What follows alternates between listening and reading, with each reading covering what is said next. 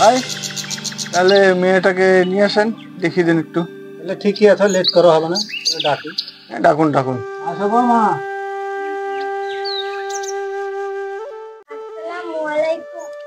ওয়ালাইকুম আসসালাম, বসো বসো। ভাই তাহলে মেয়েকে কিছু জিজ্ঞেস করি? হ্যাঁ, জিজ্ঞাসা করো। হ্যাঁ মা, তোমার নাম কি? আমার নাম মদিনা খাতুন। পড়াশোনা কতদূর করেছো? মাধ্যমিক পাস। আরবি, নামাজ টামাজ এসব জানো? হ্যাঁ জানি, আমি 5 ওয়াক্ত নামাজ পড়ি, কোরআন শরীফও পড়ি। মাশাআল্লাহ, মেয়ে তো আমার পছন্দ।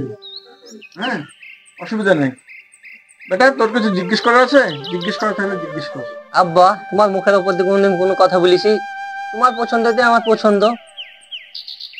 এ হচ্ছে আমার ছেলে, আমার মুখের উপর দিয়ে একটা কথাও বলে না। তাহলে বুঝতে পারছেন আমাদেরও মেয়ে পছন্দ। তাহলে ভাই দেনা পড়াটা ছেড়ে নাও। বুঝলেন ভাই, আল্লাহর হুকুমে আমার মেলা ধন সম্পদ আছে, বলে চিন্তা ভাবনা করতে হবে, আমার কিছুই লাগবে না। এই আপনার জামাই যাতায়াত করবে, তার লেগে একটা বুলেট গাড়ি দিবেন, আর রাতে আপনারই মেয়ে জামাই শুবে একটা খাট দিবেন, আর একটা শোকেস আলমারি দিবেন। কিছুই লিব না বললো, আর এখন সবই তো আছে। হ্যাঁ ভাই, আর কিছু আবদার আছে? আমার কোনো আবদার নাই। এই যুগ হিসেবে আপনার মেয়েকে 1 ভরি ওজনের একটা মালা দিবেন, আর জামাইকে 1,50,000 টাকা দিবেন, যাতে ব্যবসা করে খেতে পারে। আব্বা, আমি এই বিয়ে করব না, আমাকে চলে যেতে বলো। ঠিক আছে ভাই, আপনাদের কথাই হলো। তাহলে উঠি ভাই। বলছিলাম একটা কথা, সেটা হচ্ছে আমার ফ্যামিলি তো সেরকম লোক তো নাই, তো বলছি ওই 1-150 মতন হবে, আমাদের ডাল ভাতের ব্যবস্থা করে দিতে হবে। হ্যাঁ ঠিক আছে ভাই। আব্বা, তুমি যাদেরকে মিথ্যে কথা বলে প্রতিশোধ দিলে তুমি অতগুলো জিনিস দিতে পারবে ওদেরকে? এই বিয়ে আমি করব না, ওদেরকে ভুলে যাও গা। বড় লোক ছেলে, ছেলে খুব দেখতে সুন্দর, তুই জিদ করিস না, মেনে নে। না আব্বা, আমি এই বিয়ে কিছুতেই মানতে পারবো না। আমাদের পাড়ায় তো কত গরিব ছেলে আছে, তুমি তো ওদের সঙ্গে বিয়েটা দিতে পারতা। আমার কথা শেষ কথা, ওই ছেলেকে বিয়ে করতে হবে।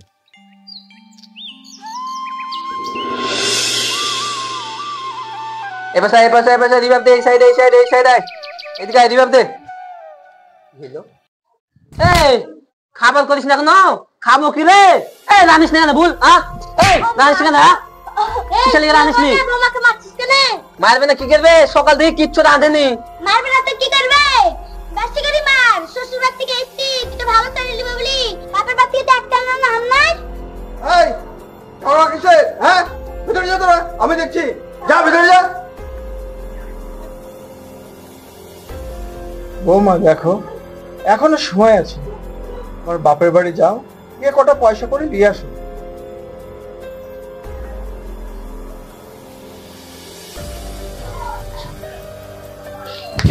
তুই এখনো বসে আছিস? এলে তোর বাপের বাড়ি যা। এই তো ঘুরে এসে না দেখতে পাই। আব্বাকে বললাম এ বাড়িতে আমার বিয়ে দিও না, তা আব্বা জোর করে বিয়ে দিল।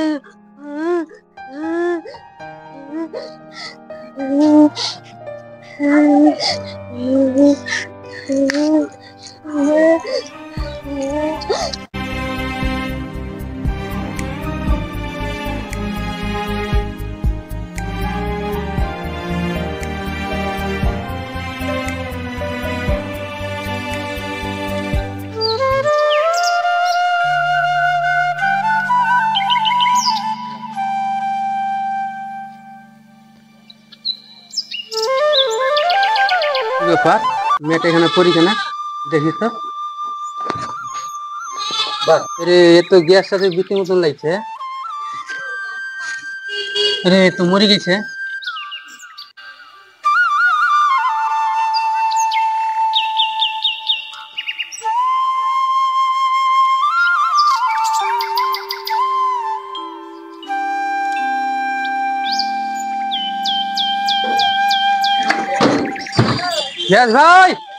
গ্যাস ভাই বাচ্চা আছে নাকি গো? গ্যাস ভাই, কি হলো ভাই? গ্যাস ভাই, রাস্তায় একটা মেয়ে বৃষ্টি করেছিল, তোমার মেয়ের মতন লাগলো। আমার মেয়ে? ওই দেখি, ও তো আমারই মেয়ে। আমি নিজে হাতে মেয়েকে খুন করে ফেললাম। আর কে নিলাম নাই, নিজের হাতে মেরে ফেলিছ। চলো মোড়লকে বিচার দিকে। আমাদের গ্রামের মোড়লদের কোনো দায়িত্ব নেই। আপনারা সবাই ব্যাপারটা ঘটনাটা জানেন, এই কি উদ্দেশ্যে মিটিংটা ডাকা হয়েছে। আমিও গ্রামে ঘুরলাম, ঘুরে অনেকের মুখেই শুনলাম, ব্যাপারটা জানলাম যে এখানে মেয়ের বাবাও দোষী আছে এবং ছেলে পক্ষও দোষী আছে। মেয়ের বাবা লোভ করে বিয়ে দিয়েছে তার মেয়ে সুখে থাকবে বলে। এদিকে ছেলেরাও ভেবেছে অনেক কিছু পাবো মেয়ের বাবার কাছ থেকে। মেয়ের বাবা সেই প্রয়োজন যা দেওয়ার কথা ছিল দিতে পারেনি। এদিকে দিতে না পারায় ছেলে পক্ষ ওই মেয়ের উপর অত্যাচার শুরু করেছে, মারধর শুরু করেছে, তার উপর মেন্টাল টর্চারিং, শারীরিক নির্যাতন শুরু করেছে, যেটা একটা আইনত দণ্ডনীয় অপরাধ। মেয়ের বাবা দিতে না পারাতেও তার মেয়েকে বারবার ওই শ্বশুরবাড়িতে পাঠালো এবং পাঠানোর পরে তার মেয়ে যে এভাবে অত্যাচার হলো, সুইসাইড করতে বাধ্য হলো। মেয়ের বাবা যদি না পাঠাতো তাহলে পরে কিন্তু এই ঘটনাটা ঘটতো না। এদিকে ছেলে এবং ছেলের বাবা যেভাবে নির্যাতন করেছে বা অত্যাচার করেছে মেয়েটির উপরে, এতে কি হলো, মেয়েটা নিজে আত্মহত্যা করতে বাধ্য হলো।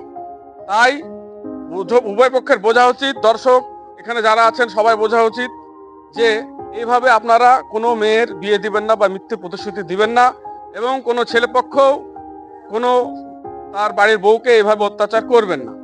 কারণ পণ নেওয়া বা পণ দেওয়া দুটোই আইন বিরোধীয় কাজ, দণ্ডনীয় অপরাধ, যা ভারতীয় আইন দ্বারা দণ্ডনীয় অপরাধ ঘোষণা করা হয়েছে। এছাড়াও এই পণ নেওয়া বা এই যৌতুক নেওয়া এটা ইসলামিক আইন বিরোধী, যেটা আমাদের শরীয়ত ইসলামিক আইন অনুযায়ী মানা করা হয়েছে। তাই দর্শকদের উদ্দেশ্য অনুরোধ যে আপনারা পণ নেওয়া এবং পণ দেওয়া দুটো থেকেই বিরত থাকবেন। এটা আইনত দণ্ডনীয় অপরাধ। এবং আমাদের এই ভিডিওটি যদি আপনাদের ভালো লাগে, চ্যানেলটি অবশ্যই সাবস্ক্রাইব করবেন, ভিডিওটিতে একটা লাইক দিবেন এবং কমেন্ট করবেন এবং ভিডিওটি বেশি বেশি করে শেয়ার করবেন এবং আপনারা সবসময় আমাদের পাশে থাকবেন। Thank you.